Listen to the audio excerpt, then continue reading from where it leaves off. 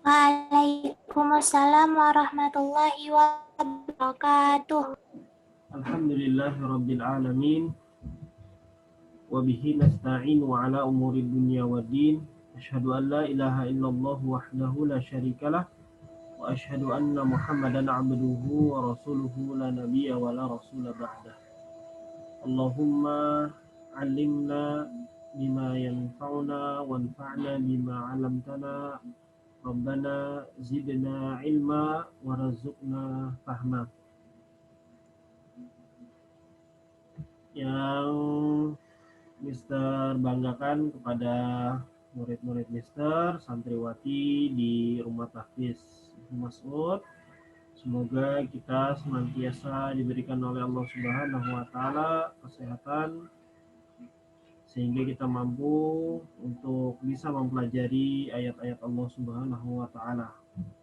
Pada kesempatan hari ini kita masuk ke bab selanjutnya, yaitu pendalaman materi di buku metode Imam Syafi'i di halaman 80. Nah, ini adalah kelas pendalaman ya. Ada 6 pembahasan yang akan kita bahas, yaitu tentang wakaf dan ibda. Kemudian naber, ya, apa itu naber ya?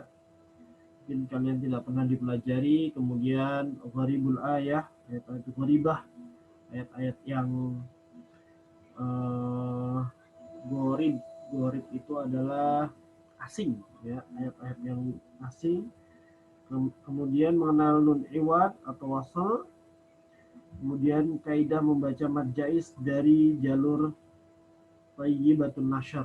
Apa itu jalur-jalur? Emang Al-Quran punya jalur-jalur? Ya, ada jalur-jalurnya, ada riwayatnya, ada periwayatannya. Kemudian juga kaidah seputar bacaan mat. Baik, kita masuk ke dalam wakaf dan ibda. Wakaf, ya, wakaf dan ibda. Apa itu wakaf? Wakaf itu adalah berhenti, ya, berhenti pada satu ayat, ya, berhenti pada satu ayat atau berhenti di pertengahan ayat, dikarenakan kita mengetahui maknanya. Yang pertama itu mengetahui maknanya, dan yang kedua adalah mengenai nafas, ya, apakah itu kita paham maknanya dan juga kita kuat nafasnya. Jadi kita diperbolehkan untuk berhenti walaupun belum satu ayat selesainya. Mister akan memukaddimahi, atau mukaddimah itu adalah pendahuluan mengenai pentingnya ilmu wakaf dan ilmu ibda ini, ya. Dan ini adalah ilmu yang penting diketahui oleh para pembaca Al-Quran, ya, yang betul-betul memahami kaidah dasar dari Al-Quran, yaitu wakaf dan ibda. Baik, siapa? Anca, dengar suara Mister Anca? Dengar semuanya ya? Insya Allah dengar semuanya. Baik, Imam Ibnul Jazari rahimahullah, yaitu seorang ulama yang pakar di bidang ilmu tajwid, ilmu Al-Quran, terutama bacaan Al-Quran. Beliau mengatakan bahwasannya setelah pengetahuan tentang ilmu tajwid, maka yang harus diketahui adalah ilmu tentang wakaf, ilmu tentang berhenti, cara berhenti. Hukum asal dari wakaf, berhenti, itu berasal diriwayatkan, ya, ada hadisnya dari Ummu Salamah radhiyallahu anha, bahwasanya beliau berkata, ya, Ummu Salamah ini berkata, yang maknanya Rasulullah Shallallahu Alaihi Wasallam terbiasa memutus-mutus qiraah atau bacaan, ya. Rasulullah Shallallahu Alaihi Wasallam terbiasa memutus-mutus bacaan. Waqaf pada setiap akhir ayat. Beliau membaca Alhamdulillahi Rabbil Alamin. Berhenti. Ya. Kemudian Ar-Rahmanir Rahim. Kemudian berhenti lagi.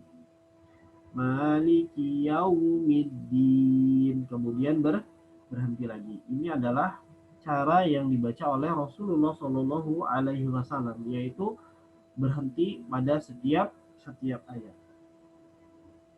Ya, dan diriwayatkan lain bahwasanya Nabi Shallallahu Alaihi Wasallam itu membaca Al-Quran ayat demi ayat. Ketahuilah, ya, ini Mister baca di sini ya. Kalian kalau mau beli ini bagus juga, ini sebagai penjelasan dari kitab yang ini. Ya, jadi kitab ini dijelaskan oleh kitab ini. Ya.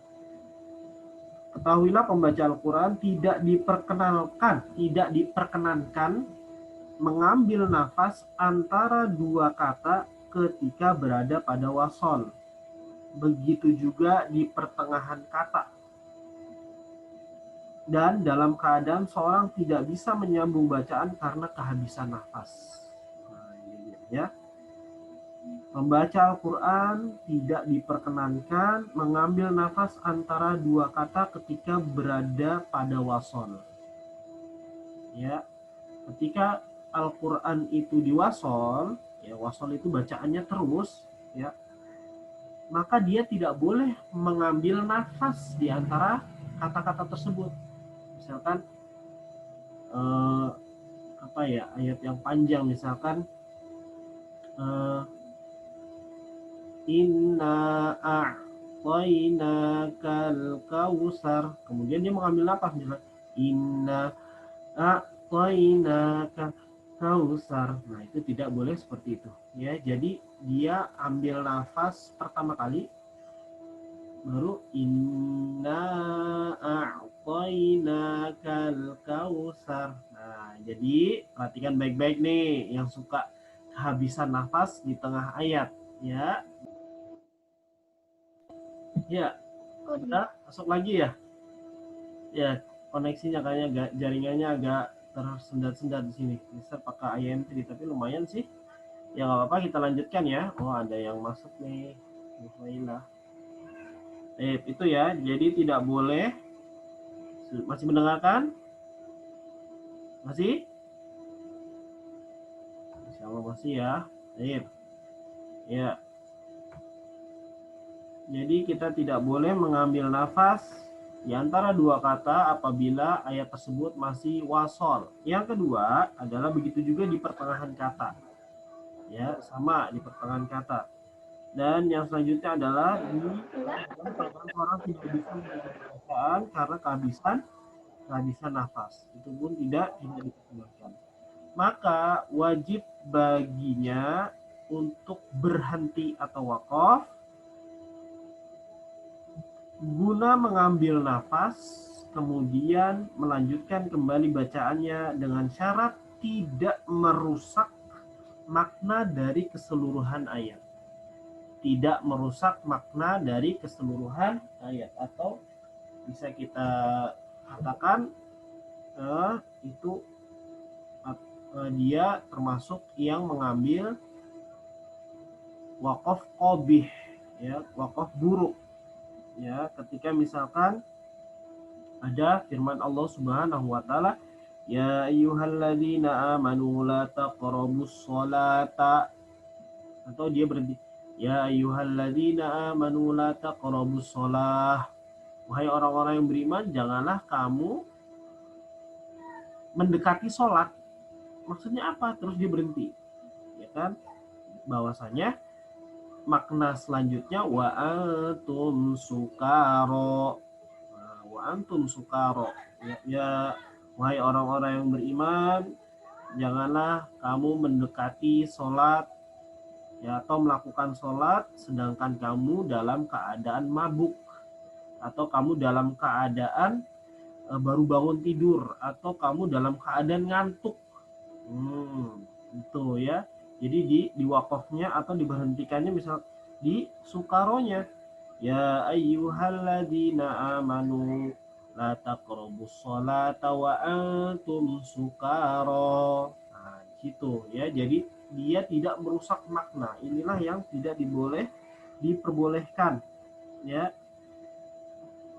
Sehingga i'jazul Quran atau mukjizat Quran tetap tampak ya. Jadi ketika kita membaca Al-Quran ya harus kita pahami maknanya. Nah, ini dia pentingnya kita belajar bahasa Arab juga. Ya, karena ilmu bahasa Arab itu tidak jauh-jauh dari Al-Quran. Bagaimana kita bisa membaca Al-Quran dengan baik?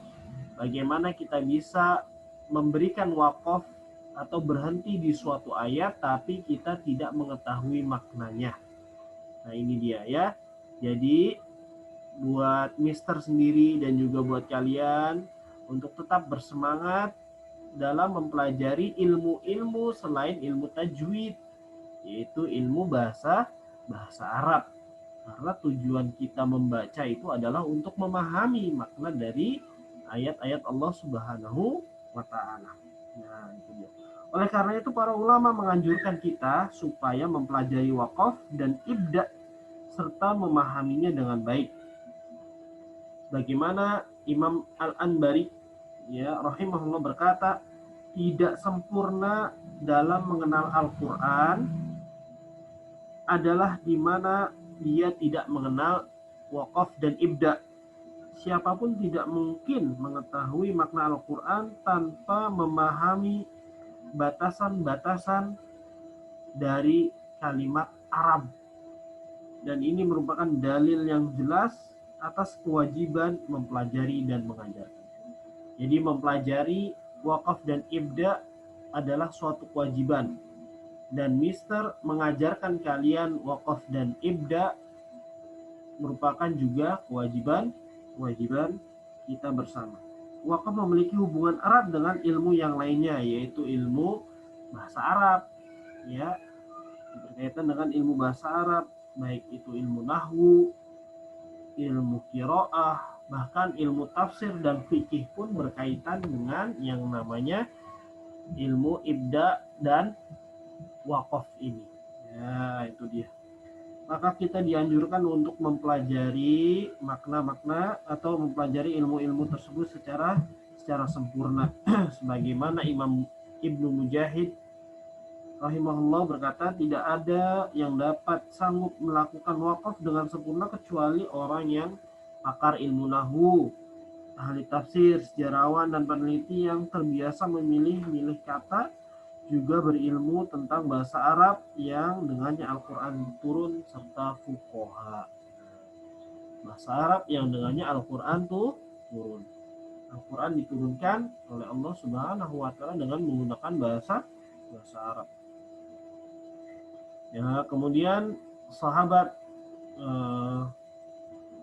salah satu khulafa ar-rasyidin yaitu Ali bin Abi Thalib rahimahullah radhiyallahu anhu, beliau menjelaskan makna tartil di dalam surat Al-Muzammil.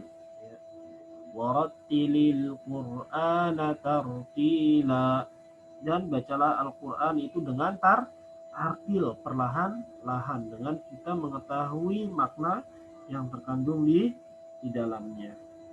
Dan banyak sekali perkataan-perkataan yang lain mengenai wakaf dan ibda. Nah, itu dia ya. Jadi bisa kita simpulkan bahwasanya ilmu wakaf dan ibda ini adalah ilmu yang sangat penting dan wajib kita pelajari dan wajib untuk juga disampaikan. Karena apa? Untuk kita dapat paham ya, untuk kita dapat mengetahui secara jelas dengan pasti, dengan gamblang bahwasannya Al-Quran itu adalah mukjizat dari Allah Subhanahu wa taala yang maknanya tidak bisa diubah ya. Dan agar kita terhindar dari kesalahan pembacaan, memaknai dari Al-Quran itu Wallahu taala alam. Mungkin untuk hari ini hanya muqaddimah saja mengenai wakaf dan ibda. Ya, semoga ini juga bisa mampu menjadi semangat kalian untuk mempelajari ilmu-ilmu selain dari ilmu tajwid ini, ya, yaitu ilmu bahasa Arab, sehingga kita mampu memaknai Al-Quran ini dengan baik dan benar, dan membaca Al-Quran ini dengan baik dan benar sesuai dengan wakaf, ya, yang sesuai dengan makna yang benar pula.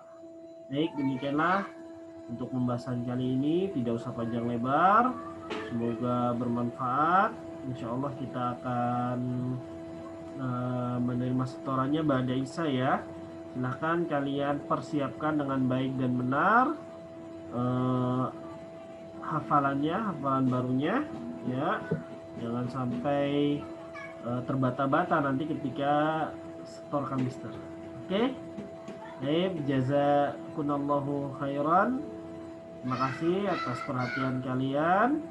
Kita tutup dengan doa kafaratul majlis. Subhanakallahumma wa bihamdika asyhadu an la ilaha illa anta astaghfiruka wa atubu ilaik. Assalamualaikum warahmatullahi wabarakatuh. Waalaikumsalam warahmatullahi wabarakatuh. Syukran Mister Dan. Afwan.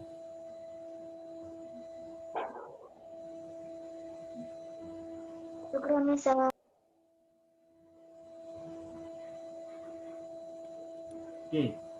Ketemu lagi nanti pada Isya ya.